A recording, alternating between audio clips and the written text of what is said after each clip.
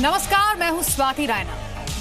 करीब 125 करोड़ की आबादी और अगर किसी को इलाज कराने की नौबत आ जाए तो ये किसी मुसीबत से कम नहीं। अगर आपको अस्पताल जाना पड़े, खुदा ना खास्ता, कई बार सोचना पड़ता है, क्योंकि अस्पतालों में इलाज न सिर्फ महंगा है बल्कि आम आदमी की जेब भी ढीली कर देता है। अब सवाल यह है, क्या सरकार की नेशनल हेल्थ इंश्योरेंस पॉलिसी इस भार को कम कर सकती है? क्या 50 करोड़ लोगों को एक न्यूनतम प्रीमियम पर 5 लाख का इंश्योरेंस मिल पाएगा? क्या सरकार की योजना जमीन पर वाकई लोगों की सेहत को दुरुस्त कर पाएगी?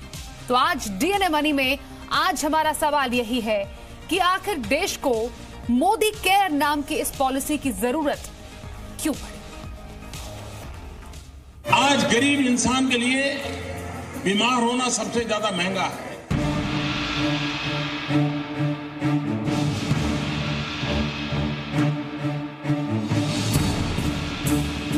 वित्त मंत्री अरुण जेटली ने 2018-19 के बजट में राष्ट्रीय स्वास्थ्य संरक्षण योजना यानी NHPS की घोषणा की है।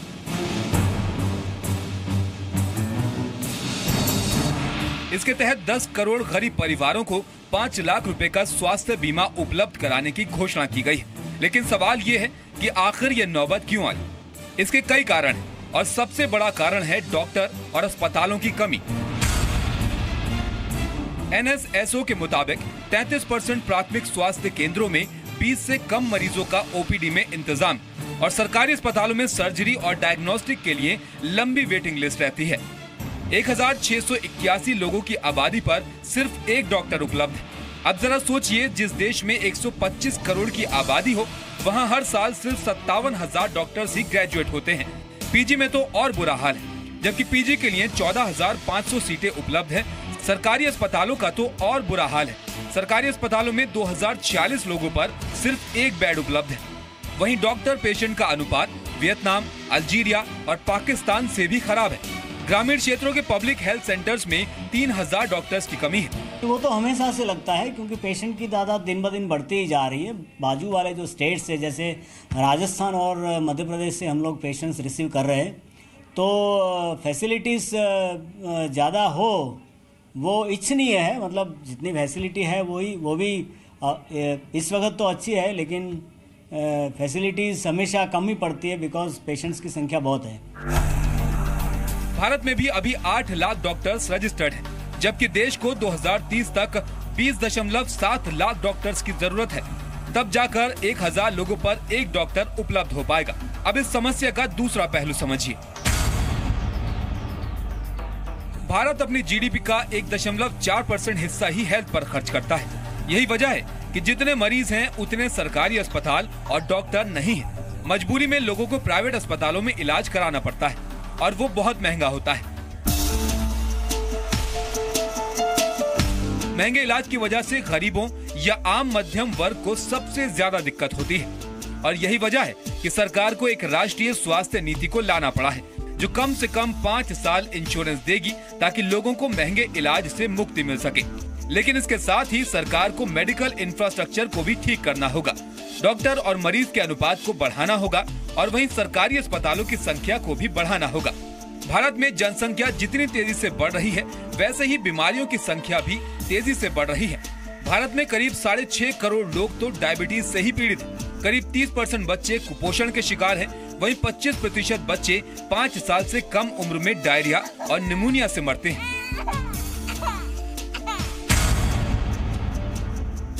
नीति आयोग की रिपोर्ट के मुताबिक स्वास्थ्य पर भारत में 58% लोग अपनी जेब से खर्च करते हैं। यही वजह है कि प्राइवेट सेक्टर में इलाज महंगा होता जा रहा है और लोगों को खर्च करने से पहले कई बार सोचना पड़ता है। 1, 2, 3 जितनी मर्जी योजना निकाल दो, उसको लागू करो, उस पर किसी को डिपेंड हो, किसी को फायदा होना चाहिए। ये नहीं कि आपने लागू कर दिए, मैंने ये योजना लागू कर दी, मैंने ये, तो इस चीज को लागू करो। लागू करने के बाद जनता को फायदा हो, मरीज को फायदा हो। योजना से ज्यादा आप कहना चाह रहे हैं कि अस्पताल की सुविधा, अस्पताल की सुविधा बढ़नी चाहिए। जो अब ये कोई एंजियोग्राफी कराने जाता है, उसको बाहर वाले डॉक्टर बोलते थे इतना लगेगा, और वो यहाँ के लाइन में लगा रहता है, उसको 2-2 महीने की डेट मिल जाती है। लेकिन सबसे बड़ा रोल इंश्योरेंस कंपनियों का होगा, क्योंकि इंश्योरेंस कंपनियों को एक न्यूनतम प्रीमियम पर लोगों को 5 लाख का इंश्योरेंस देना होगा, जो एक बड़ा चैलेंज होगा। today in India, there are a large number of people who sell their assets and who lose everything because they get into an illness and they have to spend huge amount of money. And India today has an excellent medical facilities across the country, and so why not use for the benefit of our people? So I think that way this scheme really stands out as a major achievement. इस नई योजना को प्रधानमंत्री नरेंद्र मोदी के समर्थक Modi care भी कह रहे हैं। अगर इसे सही रूप में लागू कर दिया गया तो जन स्वास्थ्य सेवाओं में क्रांतिकारी बदलाव आ सकता है और गरीबों के लिए हालात बदल जाएंगे। लेकिन 2008 में ऐसी ही एक स्वास्थ्य बीमा योजना शुरू की गई थी, जिसके आंकड़े बताते हैं कि इससे गरीब परिवारों को कोई खास आर्थिक सुरक्षा प्राप्त नहीं हुई।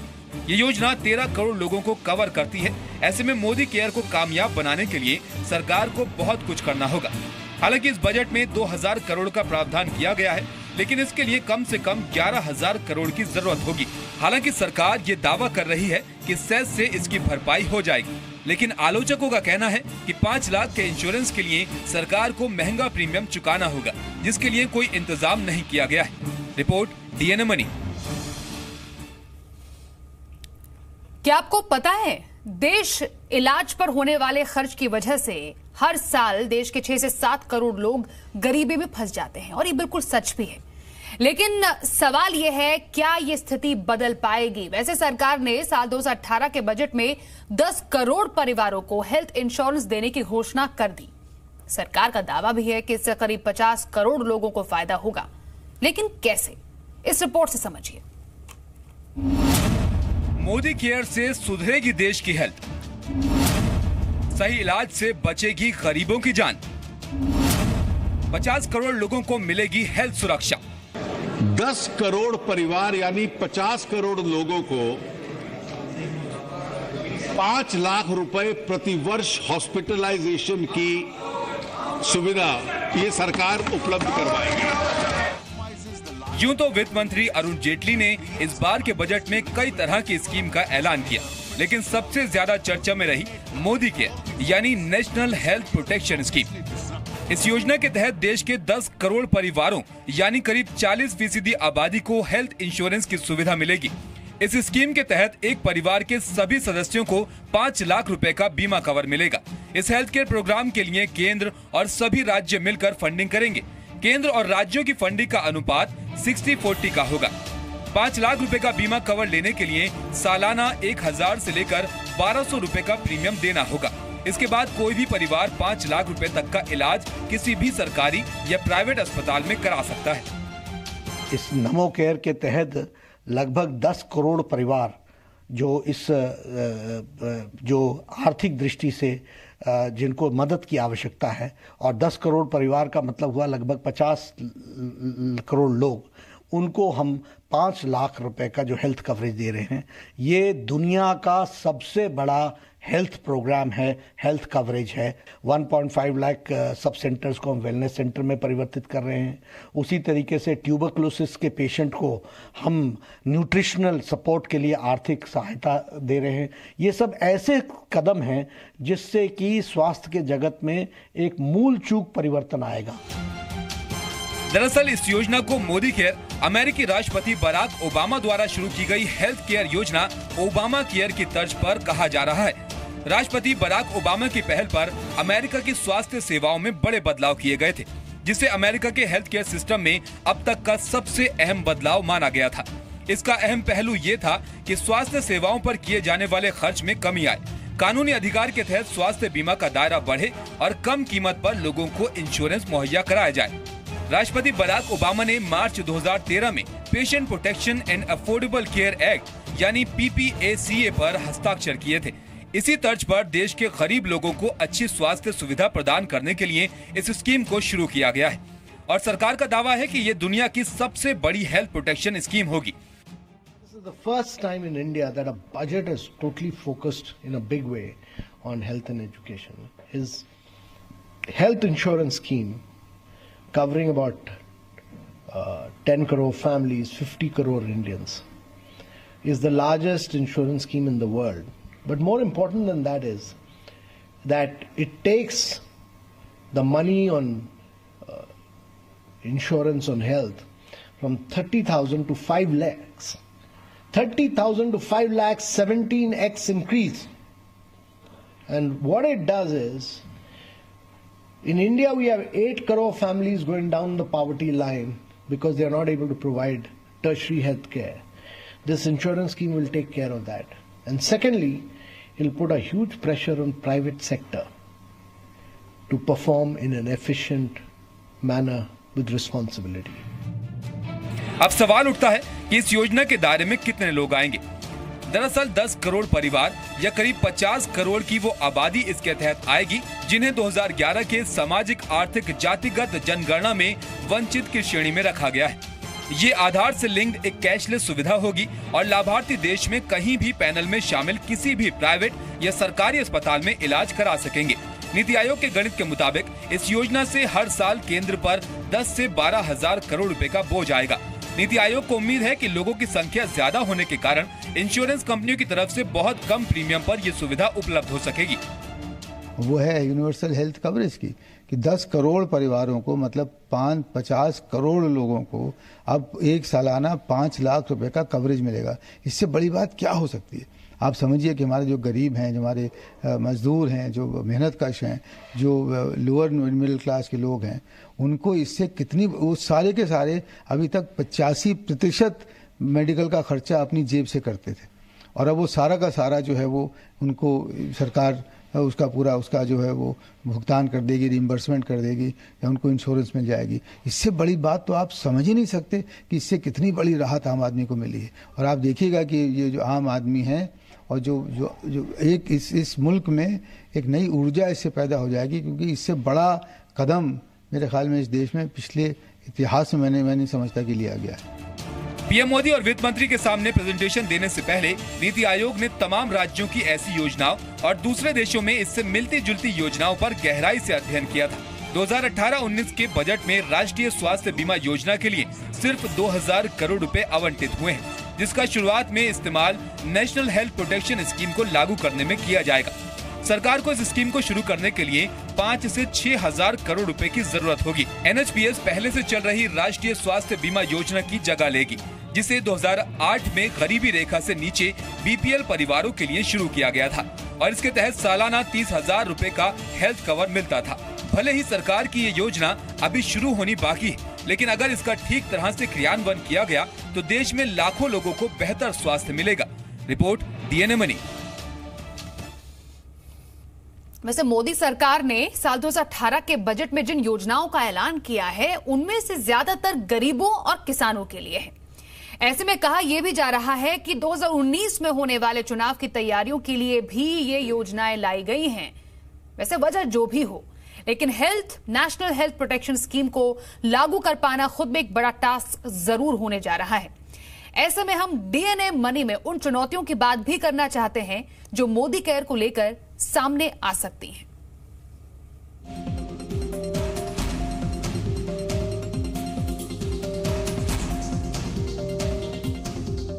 मोदी सरकार अपने कार्यकाल में नोटबंदी, GST जैसे बड़े फैसले ले चुकी है और कुछ इसी तरह का बड़ा फैसला है नेशनल हेल्थ प्रोटेक्शन स्कीम। इस स्कीम को लागू करने को लेकर कई चुनौतियां हैं जिनसे सरकार को निपटना होगा। स्वास्थ्य के क्षेत्र में भारत का रिकॉर्ड काफी खराब रहा है। खराब स्वास्थ्य और महंगे इलाज की वजह से 3 से 5% आबादी गरीबी रेखा से नीचे जिंदगी काटने को मजबूर है। यहाँ तक कि ग्रामीण इलाकों में रहने वाले लोग अपनी सेहत पर खर्च की जाने वाली 1/4 रकम का इंतजाम उधार लेकर या संपत्ति बेचकर करते हैं। इससे भी बड़ी चुनौती ये है कि अच्छे अस्पताल कम है और गरीबों की पहुँच से दूर है। ज्यादातर सरकारी अस्पतालों में खराब प्राथमिक सुविधाएं हैं और प्राइवेट अस्पताल और क्लिनिक इतने महंगे हैं कि गरीब तबके के लोग इनमें जाने से कतराते हैं। ऐसे में सबसे बड़ी चुनौती है कि यह स्कीम कैसे और कब तक लागू हो पाएगी। क्या हर गरीब को सही इलाज मुमकिन हो पाएगा?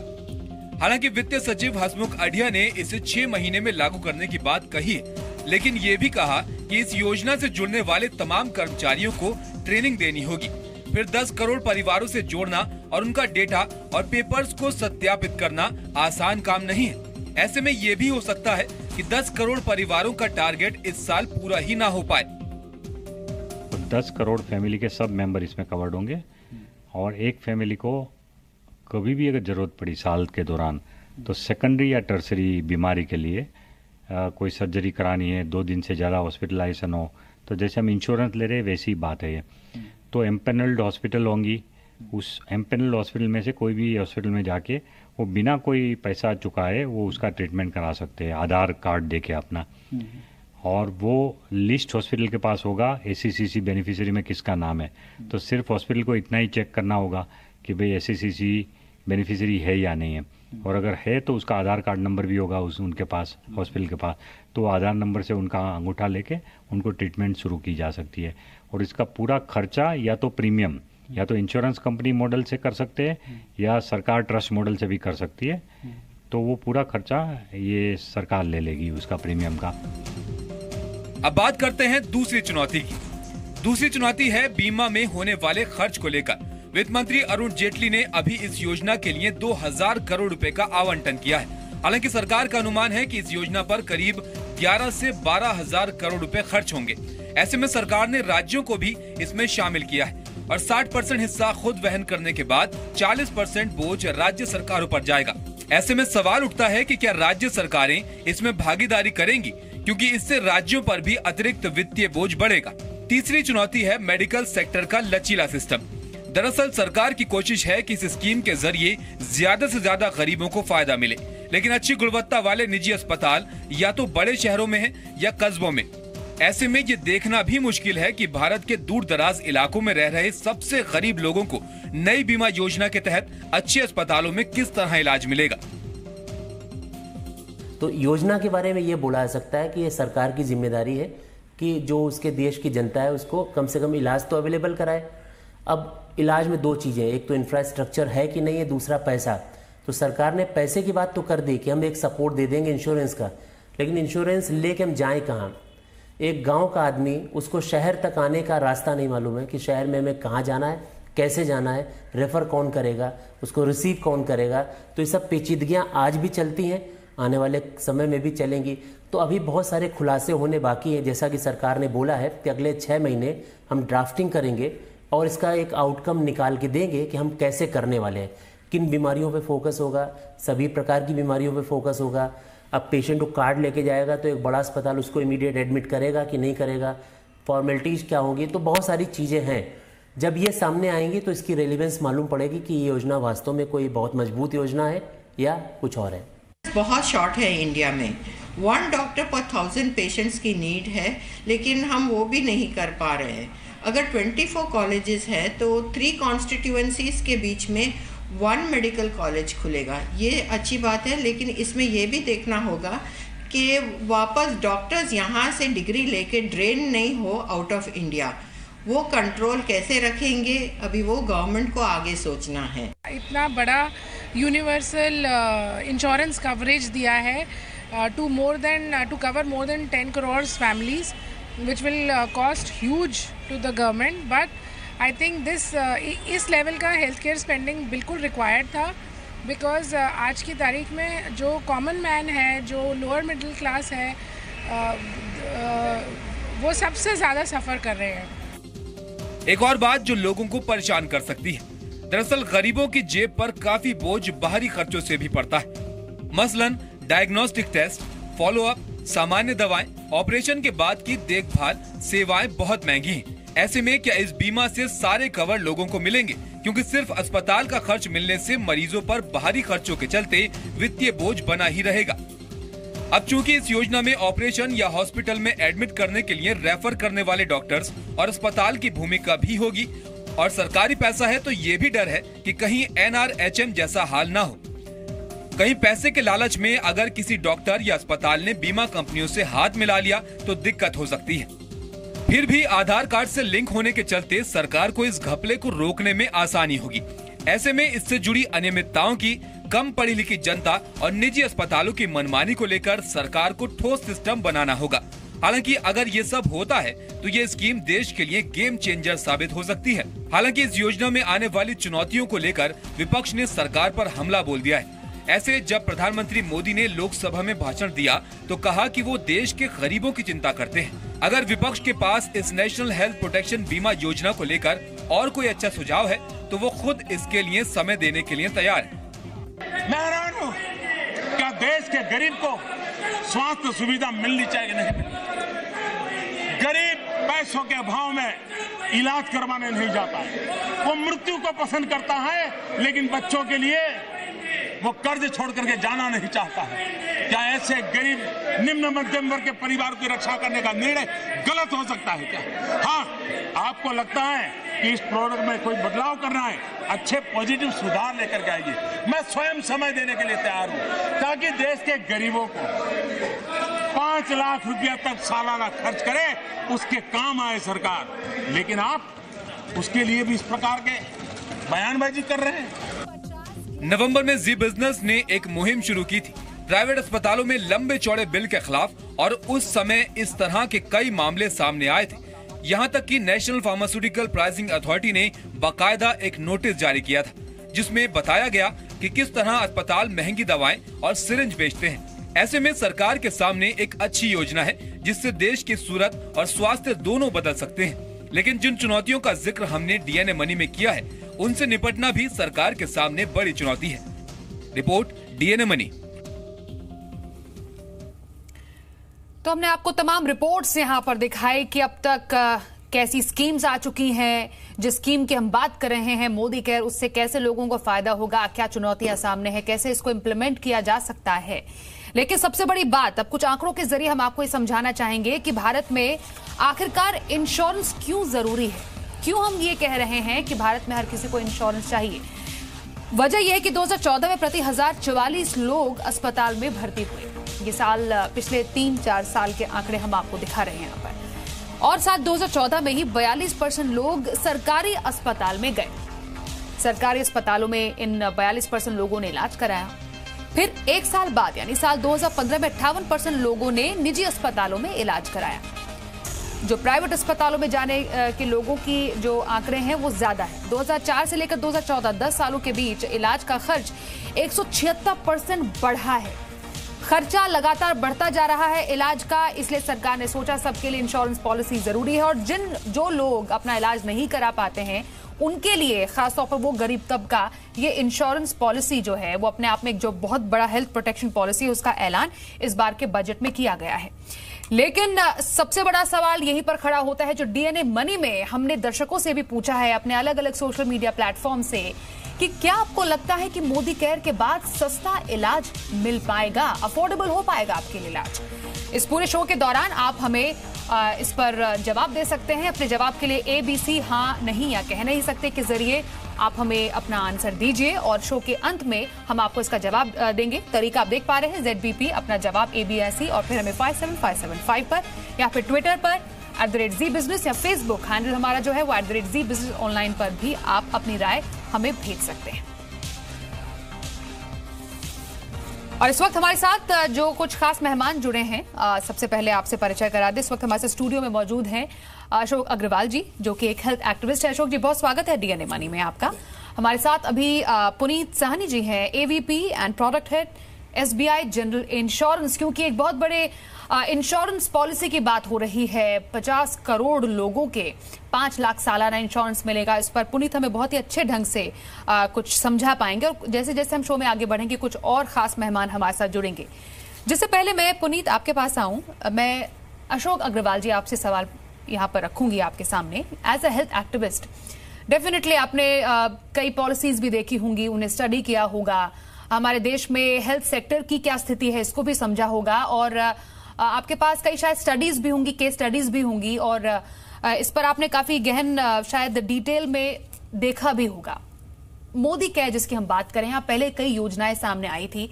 ये हम यही जानना चाह रहे हैं कि आखिरकार ऐसी भी किसी भी तरीके की जिसको हम वर्ल्ड क्लास स्कीम का नाम दे रहे हैं, हमें इसकी जरूरत पड़ी ही क्यों? क्या पहली जो स्कीम लाई गई थी सरकारों के द्वारा वो सफल हो पाई जो हम इस नई स्कीम की बात कर रहे हैं?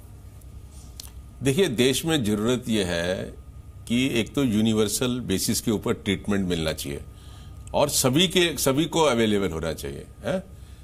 अब सवाल ये कि वो तो अवेलेबल हो नहीं रहा है। अब ये जो मोदी जी का जो मोदी केयर स्कीम है, ये देखने में सुनने में तो बहुत अच्छा लग रहा है? 50 करोड़ लोग का इलाज हो जाएगा, 5 लाख का उनका इंश्योरेंस होगा, और सबको इंश्योरेंस का मतलब ये है कि सब प्राइवेट हॉस्पिटल में जाएंगे वीआईपी हॉस्पिटल्स में जाएंगे।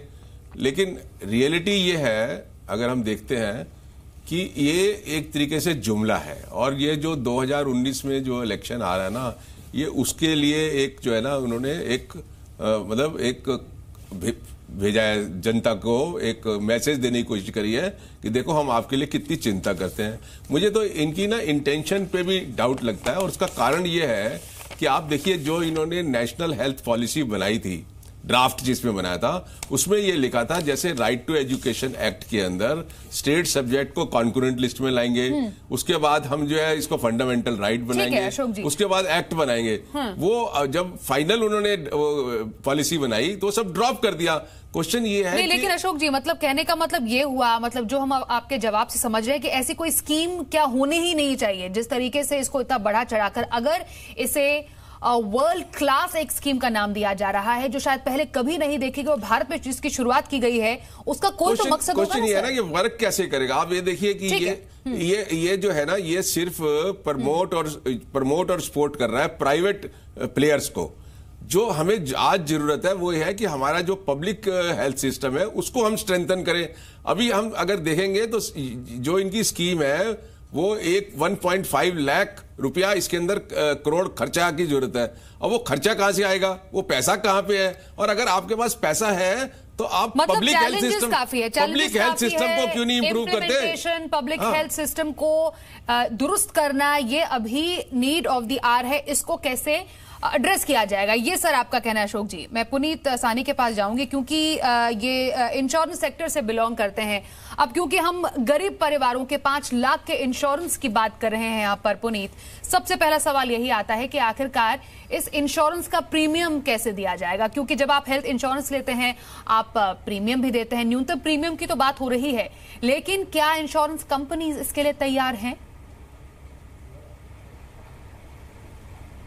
देखिए, अभी स्कीम से रिलेटेड ये डिसीजन अभी पेंडिंग है कि ये स्कीम की इम्प्लीमेंटेशन कैसे होगी। ये स्कीम इंश्योरेंस के थ्रू चलाई जाएगी या ये स्कीम स्टेट गवर्नमेंट और सेंट्रल ट्रस्ट बना के उसको चलाएंगे, किस तरीके से चलाएंगे उसके ऊपर डिपेंड करता है। जहाँ तक इस स्कीम की इम्प्लीमेंटेशन का या तैयारी इंश्योरेंस कंपनी की जहाँ तक बात है, इंश्योरेंस कंपनीज के पास एक रेडी इंफ्रास्ट्रक्चर और इंश्योरेंस कंपनी के बीच में काम करते हैं, जो पेशेंट्स को भी डील करते हैं, उनकी क्लेम्स की प्रोसेसिंग में काम करते हैं।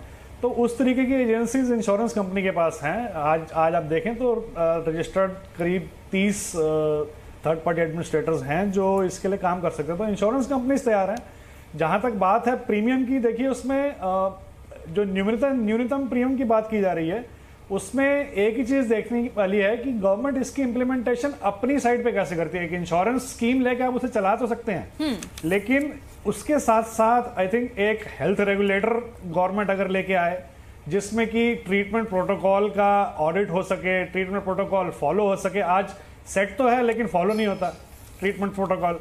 उस तरीके से अगर गवर्नमेंट काम करे तो हर तरीके की बीमारी, हर तरीके के इलाज का एक सेट अमाउंट तय हो जाएगा, जो कि क्योंकि ये बल्क में हॉस्पिटल्स को यूज होना होगा तो वो एक बहुत मिनिमम अमाउंट रहेगा, जिससे स्कीम के स्पेंड में बहुत फर्क आएगा। जो आज आप प्राइवेट हेल्थ केयर की बात करते हैं, आज जो एक्सपेंस एक पर्टिकुलर बीमारी के लिए आप पे करते हैं, वो जब अगर गवर्नमेंट इस तरीके से इसको बात करेगी हॉस्पिटल से, हॉस्पिटल नेटवर्क से, तो वो बहुत नीचे आ जाएगा, तो प्रीमियम भी अफोर्डेबल हो जाएगा। सर, अफोर्डेबल प्रीमियम की तो हम बात कर रहे हैं, लेकिन उस तबके की बात कर रहे हैं जिसको अगर इंश्योरेंस कंपनी प्रीमियम देगी तो किस आधार पर प्रीमियम देगी, ये क्लियर होना जरूरी है। पुनीत, आपके पास फिर से आएंगे क्योंकि आपने कहा है कि इंश्योरेंस कंपनियां तैयार है, लेकिन इसका मॉडल वर्क कैसा होगा, किस तरीके से इसको आगे पेश किया जाएगा, इस पर अभी इंश्योरेंस कंपनियां थोड़ा बहुत इंतजार कर रही हैं।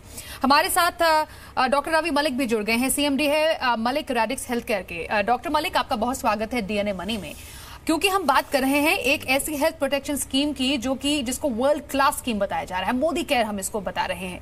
हम ये जानना चाह रहे हैं सर कि जिस देश में हेल्थ पर जीडीपी का एक बहुत ही छोटा सा परसेंटेज खर्च किया जाता है, जिस देश में फिलहाल अभी लगभग 1600 या 1700 लोगों पर एक डॉक्टर है, ऐसे देश में फिलहाल इस तरीके की जो नेशनल हेल्थ स्कीम है उसको कैसे इंप्लीमेंट किया जा सकता है, आपके व्यूज हम जानना चाहेंगे।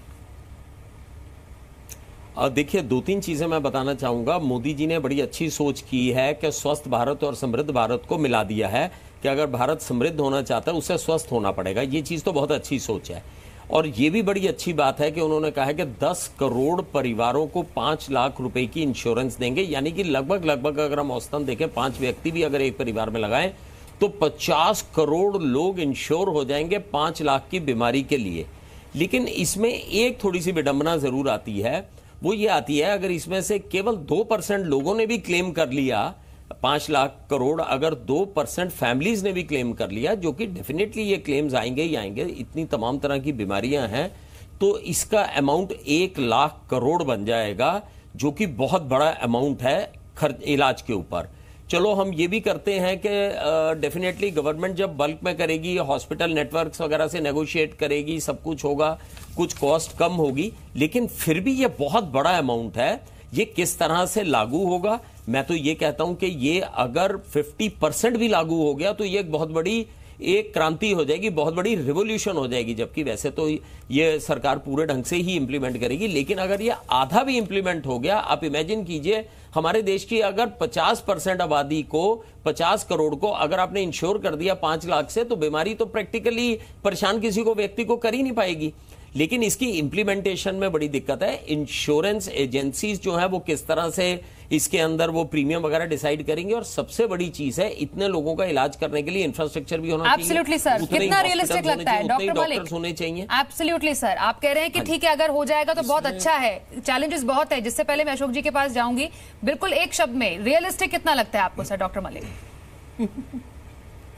देखिए, रियलिस्टिक है, जैसा कि मैं बता रहा हूं कि डेफिनेटली अगर यह आधा भी लागू हो जाए, इट इज रियलिस्टिक, लेकिन इसके लिए बहुत कुछ करना पड़ेगा। इंफ्रास्ट्रक्चर की डेवलपमेंट करनी पड़ेगी, इंश्योरेंस प्लेयर्स को आना पड़ेगा, हॉस्पिटल्स को कोऑपरेट करना पड़ेगा, but definitely it can be realistic, और दिस वाज द नीड। लेकिन उसमें मैं एक चीज बता दूं, जीडीपी का केवल 1.25% 1.5% जाता है, जो कि डेवलप्ड नेशंस में 17% जाता है। पैसा तो देखो लगता ही है हेल्थ केयर में, तो डेफिनेटली अगर जीडीपी का कुछ अमाउंट और बढ़ता तो मेरे ख्याल से ये और रियलिस्टिक होता। जी अशोक अग्रवाल जी, यहाँ पर कुछ ऐड करना जो तो इंश्योरेंस कंपनीज की तो तैयारी पे कोई शक नहीं कर सकता, क्योंकि वो तो पैसा आएगा तो वो पैसे के साथ उनका इंफ्रास्ट्रक्चर और सब कुछ रेडी रहता है। लेकिन सवाल ये है, देखिए जो 60 और 40% की बात है, स्टेट्स ने राइट टू एजुकेशन एक्ट भी फ्लॉप हो गया, क्योंकि 40% जो स्टेट ने देना था वो नहीं दिया। और जब ये कानून बन रहा था उस वक्त भी स्टेट ने सबने हाथ खड़ा कर लिया था कि हमारे पास पैसे नहीं है। तो इनको 40% नहीं मिलेगा तो 60% कहां से आएगा? और दूसरा ये कि जो आज ये सारा का सारा प्राइवेट हॉस्पिटल के लिए है, ये टोटल, इसमें गवर्नमेंट हॉस्पिटल बिल्कुल इन्वॉल्व नहीं है। और ये जो प्राइवेट हॉस्पिटल है वो सिर्फ आज की तारीख में इनके नॉर्म्स को, जितने भी हॉस्पिटल हैं, सिर्फ 20% है जो मतलब इसको सेटिस्फाई करते हैं, बाकी हॉस्पिटल सेटिस्फाई भी नहीं करते। तो कहां जाएंगे लोग? और फिर जैसे आपको कहने का मतलब है कि देश में अभी जिस तरीके से हम स्थिति है, प्राइवेट अस्पताल है जहां पर हाँ जिसके पास अच्छा इंश्योरेंस है, जिसके पास पैसे, वो जाकर इलाज कराए, डेफिनेटली वहां पर जान पहचान भी चलती है, लेकिन सरकारी अस्पतालों की जो स्थिति है वो भी कुछ खास नहीं है। नहीं, प्राइवेट हॉस्पिटल में 20% है जो इनके नॉर्म्स को पूरा करते हैं। और सरकारी अस्पतालों की स्थिति क्या है? सरकारी अस्पताल तो बिल्कुल ही फ्लॉप्ड है, बिल्कुल ही फ्लॉप्ड है आज की तारीख में। आप देखिए ना, दिल्ली के अंदर 40 to 45% लोग बिहार से, उत्तर प्रदेश से, राजस्थान से, वेस्ट बंगाल से आते हैं चल के, क्योंकि वहां कहीं कुछ नहीं है, डायलिसिस पूरे कंट्री में नहीं है, कहीं कैंसर का इलाज नहीं है, किडनी का कोई इंतजाम नहीं है, ट्रांसप्लांटेशंस नहीं है। मतलब पूरे देश में, एक साउथ को थोड़ा सा छोड़ के पूरे देश में जो गवर्नमेंट सिस्टम है तो टोटली फ्लैप्ड है। रास्ते में लोग मर जाते हैं, अस्पताल तक नहीं पहुंच पाते, लोग घर से निकलते नहीं है क्योंकि उनके पास किराया नहीं है। ये महत्वाकांक्षी स्कीम डेफिनेटली, जिसमें सबके भले की बात की गई है, लेकिन क्योंकि हम इस पर एक विश्लेषण अपने एक्सपर्ट्स के द्वारा कर रहे हैं कि आखिरकार इसको इम्प्लीमेंट कैसे किया जाएगा, क्योंकि यहाँ पर सबको बीमा देने की न्यूनतम प्रीमियम पर बात चल रही है। इसलिए पुनीत साहनी जी, एक सिनेरियो आपसे समझना चाहूंगी, जो जब कोई कंपनी किसी को बीमा देती है, डेफिनेटली उसके काफी डिटेल्स लेती है, क्योंकि यहाँ पर हम ऐसे तबके की बात कर रहे हैं जिससे डील करना इंश्योरेंस कंपनियों के लिए डेफिनेटली एक टास्क होगा। अब ये आपसे समझना चाहेंगे कि कोई गांव का आदमी कोई इंश्योरेंस लेता है तो उसमें क्या कुछ प्रोसीजर्स होते हैं जो एक इंश्योरेंस कंपनी फॉलो करती है, जिसको ऐसी स्कीम के तहत आगे बढ़ाया जाएगा? देखिए, किसी भी आज की डेट में जो इंश्योरेंस, हेल्थ इंश्योरेंस कोई भी व्यक्ति लेता है, उसको एक हेल्थ कार्ड मिल जाता है जिसमें कि उसकी डिटेल्स, उसकी इंश्योरेंस पॉलिसी की डिटेल्स उसके पास रहती हैं, जो एक थर्ड पार्टी एडमिनिस्ट्रेटर इशू कर देता है इंश्योरेंस कंपनीज के साथ मिलके। और उसके बेसिस पे जो हॉस्पिटल्स में आपके इंश्योरेंस डेस्क या मेडिकल डेस्क जो हैं, वो उस तरीके से इंश्योरेंस कंपनी को कांटेक्ट करते हैं कि ये आदमी इस पॉलिसी में कवर्ड है और इस ट्रीटमेंट के लिए आया है। सो वहाँ डॉक्टर्स की टीम और टीपीएच की डॉक्टर्स की टीम जो है वो बात करके आपस में इसको सेटल करते हैं कि ये पेबल है कि नहीं, रिकमेंड करते हैं इंश्योरेंस कंपनी को पेबल है कि नहीं। पेबल है तो इंश्योरेंस कंपनी ऑथराइज कर देती है टीपीए को, और टीपीए आगे हॉस्पिटल को फंड्स रिलीज कर देते हैं या अप्रूवल दे देते हैं। इस तरीके से काम होता है। जिस टीयर 3, टीयर 4 में जो जहाँ ये स्कीम ज़्यादा जिसके लिए लाई गई है, वहाँ आज की डेट में मैं ज़रूर कहूँगा कि उस तरीके का नेटवर्क कम है। ऐसा नहीं है कि नहीं है, बट कम है। लेकिन उस नेटवर्क को बूस्टअप करना बहुत बड़ा मुश्किल काम नहीं इंश्योरेंस कंपनीज के लिए। सो उस तरीके से ही उसको किया जा सकता है। जैसे गवर्नमेंट बात कर रही है कि इसको आधार से लिंक कर देंगे तो एक किसी भी आदमी की आइडेंटिटी एकदम इस्टेब्लिश हो जाती है। सो उसमें उसको आगे प्रोसेस करना, उसको आगे ट्रीटमेंट के लिए अप्रूवल देना, आई थिंक वो एक बहुत क्योंकि पुरी जी आप कह रहे हैं कि टियर 2 और टियर 3 सिटीज में ये जो पेनिट्रेशन है, मतलब लोगों तक बीमा पहुंचाना, वो अभी फिलहाल उतना ज्यादा नहीं है, इतना एक्सटेंसिव नहीं है। तो ऐसी जिस हम हेल्थ प्रोटेक्शन पॉलिसी की बात कर रहे हैं, जी, आप अगर हमारी बात करें एसबीआई जनरल की, तो हमारे पास शायद बहुत सारी ब्रांचेस हैं। तो बूस्टअप करने में ये एक्चुअली काफी ज्यादा फायदेमंद और कारगर साबित होगी। और आपके जैसी जो प्राइवेट इंश्योरेंस कंपनी है, वो बढ़ चढ़कर इसमें ऐसे लोगों का साथ देगी। आप ये कह रहे हैं कि प्राइवेट कंपनीज जो हैं डेफिनेटली इस पूरे जो स्कीम है उसमें सरकार का साथ देगी, और जिनके पास पहुंचना चाहिए उनको किसी भी दिक्कत के बगैर ऐसी कि कोई भी प्रोटेक्शन पॉलिसी, इंश्योरेंस पॉलिसी के फायदे मिल पाएंगे। बिल्कुल बिल्कुल, ठीक है, ठीक है। आप देखिए कि हम जैसे हम एसबीआई ग्रुप से अटैच हैं, तो हमारे पास इतना बड़ा बैंक का नेटवर्क है, हम उसके थ्रू ही इसको इम्प्लीमेंट कर सकते हैं, उसके थ्रू ही उसको डिस्ट्रीब्यूशन यूज करके इम्प्लीमेंट कर सकते हैं। ठीक है, मैं एक बात कहना चाहता हूँ यहाँ पे कि हमारे यहाँ एम्प्लॉय स्टेट इंश्योरेंस कॉर्पोरेशन है, ठीक है, और वहां पर कोई 10 करोड़ लोग आज की तारीख में इंश्योरेंस मतलब कंट्री वाइड उससे कवर है। पीछे मोदी जी ने कहा भी था कि हम ये ईएसआई को ना इसका एक्सपेंड करेंगे, आपका जो ये वेंडर्स होते हैं, सेल्फ एम्प्लॉयड होते हैं, इनको लाएंगे आप। तो मुझे लगता है इस तरीके की स्कीम जो स्टेचुटरी स्कीम है और जो बहुत ही मतलब मुझे लगता है वायबल है। आज हमारे गौचर के पेशेंट्स हैं जिनको 5 लाख रुपए प्रति महीना खर्चा देने की जरूरत है। हाईकोर्ट ने ऑर्डर करे हैं उन पेशेंट्स को ईएसआई जो है 5 लाख रुपए पर महीना खर्च कर रही है इलाज के लिए, तो ये ईएसआई से मिल सकता है ना। आज 8,000 करोड़ रुपया उनके पास सरप्लस है ईएसआई के पास। तो इस और जो मेरे ख्याल से 60% ऐसे हैं जिनको कैश पेमेंट करना पड़ता है, सिर्फ 40% है जो वन वे और अनदर, चाहे सरकारी एम्प्लॉई है, ये है कवर्ड है। तो मुझे लगता है ईएसआई को इंप्रूव करना चाहिए, गवर्नमेंट हॉस्पिटल्स को इंप्रूव करना चाहिए, उस पर एक्सपेंडिचर करना चाहिए, वो बहुत इंपॉर्टेंट है, और यूनिवर्सल होना चाहिए। यूनिवर्सल पॉइंट्स है जो यहाँ पर सामने निकल कर आया हमारे पैनल डिस्कशन से। लेकिन अभी हाल ही में एक मुद्दा सामने आया था जिसको हमने जी बिजनेस पर एक कैंपेन के जरिए चलाया था कि अगर शहरों में किसी इलाज के लिए एक लंबा चौड़ा बिल बन जाता है, वो तो फिर भी पढ़े लिखे शहरों में लोग रहते हैं और उनको समझ में आता है कि हाँ इसके अंदर क्या कुछ है। गांव का आदमी अगर कोई आएगा शहर में इलाज कराने आएगा, क्या उसके साथ ऐसी कोई सिचुएशन सामने नहीं आ सकती है? नेशनल हेल्थ प्रोटेक्शन स्कीम की मोदी केयर, जिसके तहत 5 लाख का इंश्योरेंस मिलेगा लगभग 50 करोड़ लोगों को। ये बात इस बजट में भी सामने आई है। लेकिन डॉक्टर रवि मलिक, आपसे हम ये समझेंगे यहाँ पर, अब क्योंकि कोई भी सरकार नहीं चाहेगी कि जो उसकी कोई फ्लैगशिप योजना है, जैसा कि मोदी सरकार ने यहाँ पर इस फ्लैगशिप योजना के बारे में कहा है, इसके बारे में लाने की बात की है, फेल नहीं होना चाहेगी। इसके बारे में जोर शोर से कुछ ना कुछ काम किया जाएगा इंप्लीमेंट करने के लिए। आपकी फ्रेटर्निटी से कोई फीडबैक सामने आया इसको लेकर कि कैसे इसको लेकर जो डॉक्टर्स है उनकी फ्रेटर्निटी है इसको सफल बनाने में काम करेगी? देखिए, बहुत इंपॉर्टेंट चीज ये है कि अगर आप इस तरह से इमेजिन करो 50 करोड़ लोगों को अगर आपको स्वास्थ्य सेवा मुहैया करानी है, उसके लिए एक इंफ्रास्ट्रक्चर की बहुत ज्यादा आवश्यकता है। मैं आपको बताऊंगा, दिल्ली जो देश की राजधानी है, यहां पर जो बेड स्ट्रेंथ अवेलेबल है वो केवल 2.5 है पर 1000 पॉपुलेशन, जबकि WHO के हिसाब से 5 होनी चाहिए। यानी कि दिल्ली जो कि भारत की राजधानी है, वहां पर भी पॉपुलेशन के लिए जो बेड्स अवेलेबल है इलाज करने के लिए वो केवल आधे हैं। तो हिंदुस्तान के दूर दराज इलाकों में जहां पर की फैसिलिटीज प्रॉपर नहीं है, आप वहां की तो हालत जान सकते हैं कि वहां पर बेड स्ट्रेंथ इतनी अवेलेबल नहीं होगी। सबसे इंपॉर्टेंट चीज है 1600 लोगों के ऊपर एक डॉक्टर है, जैसे आपने बड़ी सही चीज बताई, जबकि ये रेशो जो है इसको बढ़ाने के लिए हमारे को 3 मिलियन जो है और डॉक्टरों की आवश्यकता है अगर हमारे को सब कुछ सही उसमें लाना है। तो सबसे इंपॉर्टेंट चीज है कि इंफ्रास्ट्रक्चर बहुत इंपॉर्टेंट है। अगर हमारे पास इंफ्रास्ट्रक्चर अवेलेबल नहीं है तो हम इलाज नहीं कर पाएंगे। दूसरी चीज है डेफिनेटली कॉस्ट बड़ी इंपॉर्टेंट फैक्टर है। अगर आपने 50 करोड़ लोगों को 50 करोड़ लोगों में इमेजिन करो, पता नहीं कितने ज्वाइंट रिप्लेसमेंट्स होंगे, कितनी हार्ट की सर्जरीज होंगी, कितनी ब्रेन की सर्जरीज होंगी, महंगे महंगे इलाज होंगे। उन सबको मुहैया कराने के लिए you need definitely financial backing.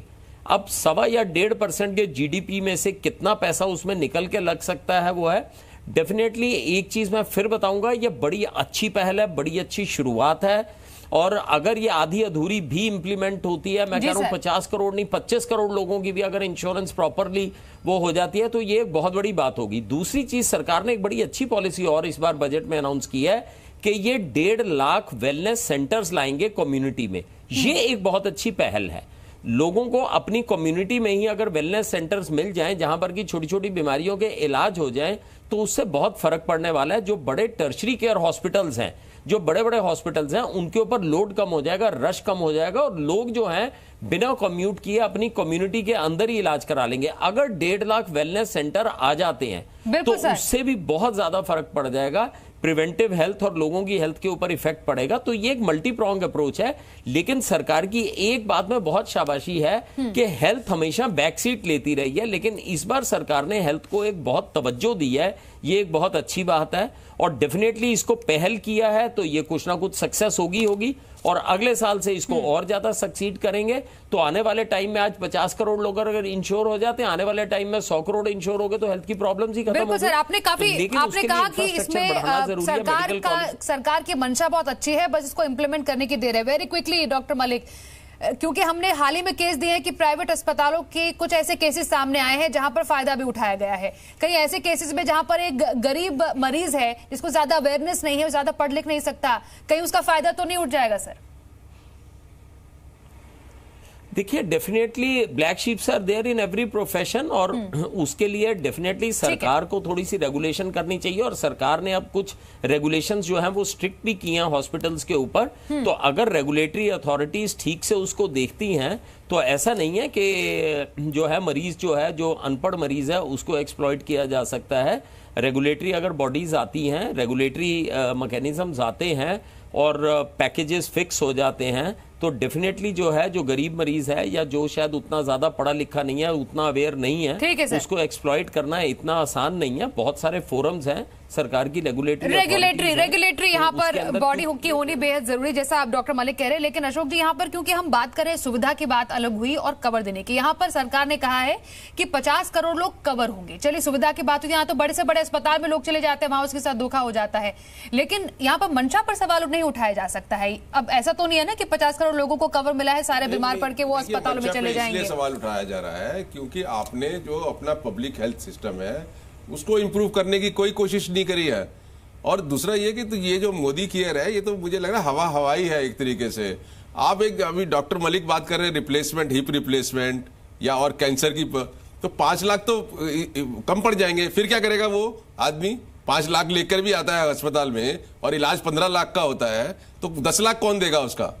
तो फेल हो जाएगा ना, इलाज नहीं हुआ। इसीलिए मैं बार बार ये कह रहा हूं कि यूनिवर्सल होना चाहिए, कंप्लीट इलाज होना चाहिए। अभी क्यूबा ले लो आप, यहाँ पे 1600 के ऊपर एक डॉक्टर है, वहां पे 160 लोगों के ऊपर एक डॉक्टर है, सारा फ्री है, A to Z क्वालिटी है। आज मेडिकल टूरिज्म हो रहा है वहां पर, एक एक व्यक्ति का जो है हेल्थ वहां पर जो है उसका केयर किया जा रहा है। क्या हम उससे सीख नहीं सकते?